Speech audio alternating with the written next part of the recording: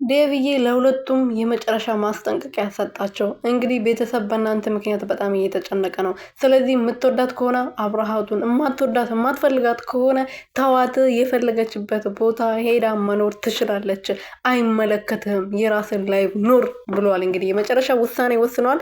ያው እየተጫወ ያለው ነገር እየተወራ ያለው ነገር በደንብ እየሰማ ነው ማለት ነው። ዴቭዬ በደንብ አስተዋይ ሰው፣ ትልቅ ሰው ማለት እንደዚህ ነው። እንግዲህ እሷን ተዋት፣ የራሷን ህይወት ትኖር። ህግ በፈቀደልን እሷ በፈቀደችልህ ሰዓት ልጅ ማየት ትችላለህ። ከዛ በኋላ የራስን ላይፍ መኖር ትችላለህ። እሷን የምታስፈራራበት እሷን የምታስጨንቅበት ምንም ነገር ጉዳይ የለም። ትታት ሄዳል። የራስን ህይወት እየኖርክ ነው። አለቀ ደቀቅ ብሎ እንግዲህ እንቅጩ መልሶለታል።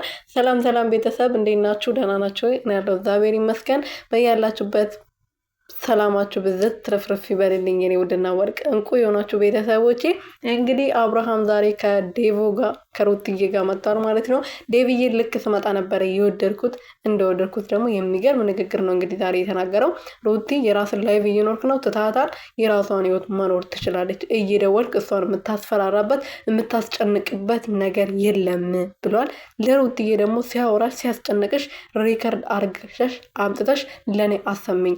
አብርሃም ደግሞ እኔ እያስፈራሯት አይደለም፣ ከህይወቴ እንድትወጣልኝ እፈልጋለሁ፣ የራሷ ላይፍ እንድትኖር እፈልጋለሁ ብለዋል። እንግዲህ አንተ ነህ እንዲህ ለቪዲዮ እያልክ እሷ ጋር የምትሄደው እንጂ እሷ አይደለችም።